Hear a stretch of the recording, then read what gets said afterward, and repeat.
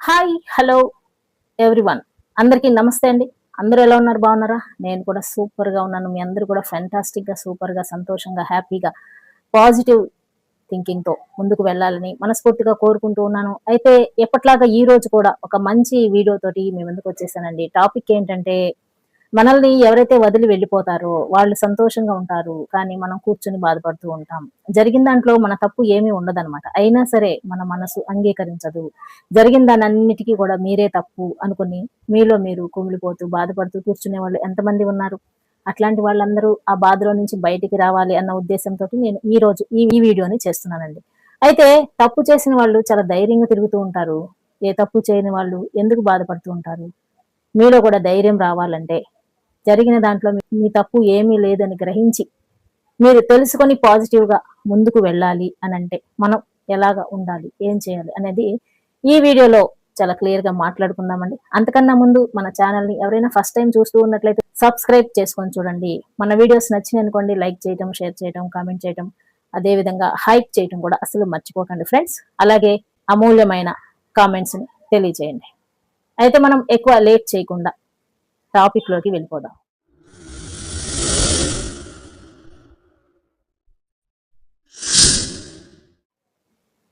నువ్వేమైనా తప్పు చేశావా? నీ జీవితంలోకి రావటానికి వాళ్ళే కారణం. వాళ్ళే వచ్చారు. నీ ప్రమేయం లేకుండా వచ్చారు. కొద్ది రోజులు ఉన్నారు, వెళ్ళిపోయారు. ఇందులో నీ తప్పు ఏమైనా ఉందా? ఆహా! ఉందా చెప్పండి. ఏం లేదు గదా! మరి వెళ్ళిపోయిన వాళ్ళని తలుచుకుంటూ ఎందుకు బాధపడుతున్నారు? ఒకసారి ఆలోచించండి. వెళ్ళిపోయినోళ్ళు చాలా సంతోషంగా ఉంటూ ఉంటారు. నెక్స్ట్ స్టెప్ ఏంటో అది ఫాలో అవుతూ ఉంటారు. నెక్స్ట్ ఆప్షన్ ఏమైనా ఉంటే అది కూడా ఫాలో అవుతూ ఉంటారు. కానీ మీరేం చేస్తారంటే వాళ్ళనే తలుచుకుంటూ, ఉన్న చోట ఆగిపోతూ, మీ పనులని ఆపేసుకుంటూ, మానసిక ప్రశాంతతని కోల్పోతూ, పాజిటివ్ దృక్పథం అంటే ఏంటో తెలియకుండా, నెగెటివ్ ఫీలింగ్స్‌లో మునిగిపోతూ, జీవితాన్ని స్టక్ చేసేసుకుంటూ ఉంటారు చాలా మంది యంగ్‌స్టర్స్. కామెంట్స్ చూస్తుంటే చాలా ఆశ్చర్యంగా ఉందండి. వాళ్ళంతట వాళ్ళే వచ్చారు. వాళ్ళంతట వాళ్ళే వెళ్ళిపోయారు. ఎందుకు వెళ్ళిపోయారో తెలీదు. సైలెన్స్. మాట్లాడరు. ఫోన్ ఎత్తరు. మెసేజ్ చేయరు. మనమే ఫోన్ చేసినా లిఫ్ట్ చేయరు. మనమే మెసేజ్ చేసినా ఆన్సర్ ఇవ్వరు. ఆన్‌లైన్‌లో ఉంటారు. కానీ మనల్ని పట్టించుకోరు అని చెప్పేసి ఒక్కొక్క మెసేజ్ వస్తూ ఉంటే చాలా నాకే బాధగా అనిపిస్తూ ఉంది. ఆ సిట్యుయేషన్‌ని ఎదుర్కొంటున్న మీకు ఎలా ఉంటుందో నేను ఊహించగలనండి. ఇప్పుడు వాళ్ళంతట వాళ్ళొచ్చారు. బానే ఉంది. వాళ్ళంతట వాళ్ళు వెళ్ళిపోయారు. అంతకన్నా సూపర్‌గా ఉంది. బ్రహ్మాండంగా ఉంది. మరి మధ్యలో మీరెందుకు బాధపడుతున్నారు? మీరేమైనా రమ్మని పిలిచారా? లేదు. మీరు దారిలో వెళ్తుంటే ఎవరో పరిచయం అయ్యారు. మీ మనసుకి కనెక్ట్ అయినాయి మాటలు. ఓకే అని ఒప్పుకున్నారు. కమిట్ అయ్యారు. ప్రేమ అనుకున్నారు. ఇష్టపడ్డారు. మనసారా ఇష్టపడ్డారు. ఆ తర్వాత కొద్ది రోజులకి వాళ్ళు మిమ్మల్ని వదిలేసి వెళ్ళిపోయారు. కారణం తెలీదు. ఎందుకో ఏమిటో ఏమీ తెలీదు. ఫోన్ చేస్తే రెస్పాన్స్ లేదు. బ్లాక్ చేశారు.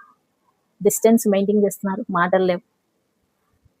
ఇలా ఎందుకు చేస్తున్నారు అనేది మీరు తెలియక బాధపడుతూ ఉంటారు. ఇబ్బంది పడుతూ ఉంటారు. నేనేం తప్పు చేశానని చెప్పేసి. నిజానికి జరిగిన దాంట్లో మీ తప్పేం లేదండి. ఇంకా డెప్త్‌కి చెప్పాలంటే మీదే తప్పు. బాధపడటం మీ తప్పు. వాళ్ళు చేయాలనుకున్నది చేశారు. రావాలనుకున్నప్పుడు వచ్చారు. వెళ్ళిపోవాలనుకున్నప్పుడు వెళ్ళిపోయారు. కానీ మీరేం చేస్తున్నారు? అసలు వాళ్ళని చూసి నేర్చుకోవాలి కదండీ మీరు కొంచెమైనా. ఇద్దరు పిల్లలున్నారనుకోండి. ఇద్దరు ఒకేలా ఉండరు. ఒకడిని ఏదైనా చేయొద్దంటే అది చేయడు. ఇంకొకడిని చెయ్యొద్దని అన్నామంటే ఖచ్చితంగా చేసి చూపిస్తాడు. పైగా చేసి చెయ్యనట్టుగా నటిస్తూ ఉంటాడనమాట. మీరు కూడా అంతే. మానేసేయండి వాళ్ళ ఆలోచనలో నుంచి బయటపడిపోండి. వద్దు మీ లైఫ్ ఏంటో మీరు చూసుకోండి అని నేను చెప్తే కొంతమంది ఓకే మేడం అలానే అని వింటూ ఉంటారు. కొంతమంది ఏం చేస్తారు తెలుసా? చెప్పింది ఈ చెవులో తీసుకొని ఆ చెవులో నుంచి వదిలేస్తూ ఉంటారు. మళ్ళీ పాతలాగా ఆలోచనలోకి వెళ్ళిపోతూ ఉంటారు. మీ జీవితాన్ని అలాగే ఆపేసుకుంటూ ఉంటారు. తద్వారా ఏమవుతుందయ్యా అంటే, మీ ఆరోగ్యం పాడైపోతుంది. మీ సమయం వేస్ట్ అయిపోతుంది. మీ లైఫ్ ఎక్కడుండాలో అక్కడే ఉంటుంది. ఏమాత్రం డెవలప్‌మెంట్ వైపు వెళ్ళే అవకాశం అనేది ఉండదనమాట. ఇన్ని నష్టాలు ఎందుకు జరుగుతున్నాయి? మీరే చేసుకుంటున్నారు. అవతలి వ్యక్తులు ఉంటున్నప్పుడు మీరు ఎందుకు ఉండలేకపోతున్నారు? వాళ్ళకి లేని ప్రేమ మనకెందుకు? నన్నడిగితే అలాంటి వాళ్ళ కోసం తిండి తిప్పలు మానేసి గిలగిలా కొట్టేసుకోవాల్సిన అవసరం ఏం లేదండి. ఎందుకంటే వాళ్ళు మోసపూరితమైన వ్యక్తులని మనం తెలిసిపోయినప్పుడు అందులో నుంచి బయటపడటానికి చూడాలే కానీ అందులోనే ఉంటూ బాధపడిపోతూ హెల్త్‌ని పాడు చేసుకోవాల్సిన అవసరమో, మన సమయాన్ని వృధా చేసుకోవాల్సిన అవసరం ఏమాత్రం లేదనమాట. రీసెంట్‌గా నాకు ఒక కామెంట్ చేశారండి. అదేంటంటే డబ్బులు, నగలు తీసుకొని మోసం చేసేసి వెళ్ళిపోయారు. లాస్ట్ టైమ్ మనం ఒక వీడియో పెట్టాం కదా! సైలెంట్‌గా ట్రీట్‌మెంట్ ఇవ్వాలని చెప్పేసి. ఇట్లాంటి వాళ్ళకి ఈ సైలెంట్ ట్రీట్‌మెంట్ ఏం సరిపోతుంది సిస్టర్ అని చెప్పేసి. నిజమే. మోసపూరితమైన వ్యక్తులు రకరకాలుగా ఉంటారు. ప్రేమించినట్టుగా నటిస్తున్నారా, మన దగ్గర డబ్బులు రాసిస్తున్నారా, దేనికోసం వీళ్ళు మనతో ఉంటున్నారు అని చెప్పేసి మనం ఫస్టే చిన్న చిన్న సిమ్టమ్స్ ఉంటాయన్నమాట. వాటిని గ్రహించేసేయాలి. మాటల మధ్యలో వాళ్ళు ఎప్పుడు చూసినా మనీని తీసుకొస్తున్నారు అనుకోండి, డబ్బులు నగలు అని చెప్పేసి, వాళ్ళు డబ్బు కోసమే మనతో స్నేహంగా ఉంటున్నారని అర్థం చేసుకోవాలి. అంతేకాని వాళ్ళని నమ్మేసి ఎంత డబ్బు అయితే అంత, ఎన్ని నగలు అంటే అన్ని నగలు ఇచ్చేసి మోసపోయి ఆ తర్వాత బాధపడుతూ కూర్చుంటే ఏ ప్రయోజనం ఉండదండి. అవన్నీ కూడా ఫస్ట్ లోనే మనం గ్రహించాలి, ఎవరు ఎటువంటి వాళ్ళు అనేది వాళ్ళ మాటల్లో మనకి తెలిసిపోతూ ఉంటుంది. అయితే ఇంకొక కామెంట్ కూడా వచ్చిందండి. అదేంటంటే ఇద్దరు ఫ్రెండ్స్ అనమాట. నార్మల్ గా వాళ్ళిద్దరికి మంచి స్నేహం ఉంది ఫస్ట్ నుంచి. అయితే అందులో ఒక అబ్బాయికి మంచి జాబ్ వచ్చేసింది, వెళ్ళిపోయాడు. ఇంకొక అబ్బాయి నార్మల్ గానే ఉండిపోయాడు అనమాట. ఆ జాబ్ వచ్చేసి వెళ్ళిపోయిన అతను ఇతన్ని కట్ చేసేసాడు. ఎందుకని అంటారు? ఫినాన్షియల్ గా ఏమైనా అడుగుతాడేమో, వీడికి ఏమైనా ఇవ్వాల్సి వస్తుందేమో, రేపటి రోజున వీడికి ఏదైనా కష్టం వస్తే అందులో నేను ఆదుకోవాల్సి వస్తుందేమో అన్న ఉద్దేశంతో ఫ్రెండ్షిప్ ని కూడా కట్ చేసేసుకొని వెళ్ళిపోతున్న రోజులండి ఇవి.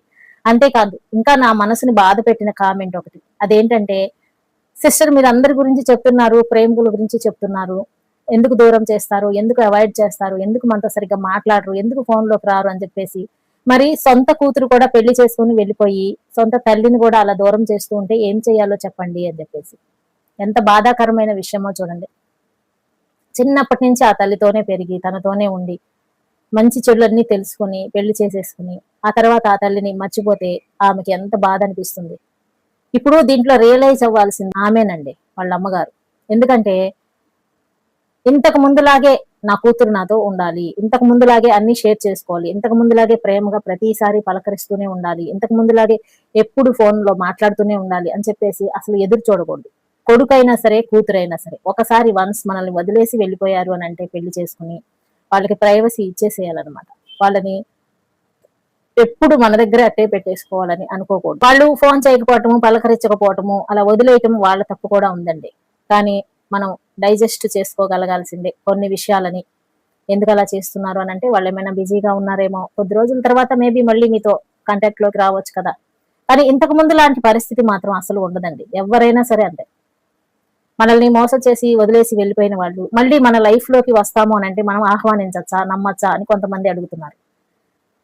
ఎలా నమ్ముతాం చెప్పండి? ఒక్కసారి మోసం చేసిన వాళ్ళని మళ్ళీ ఎలా నమ్ముతాం?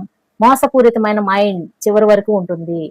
మోసపూరితంగా వాళ్ళు చేసే పనులు ఏవైతే ఉంటాయో అవన్నీ కూడా చివరి వరకు చేస్తూ ఉంటారు. కానీ మధ్యలో మంచిగా మారిపోవటము, నేను మారిపోయాను, అవన్నీ కూడా సినిమా డైలాగ్స్ అండి. ఎవరు మారరనమాట.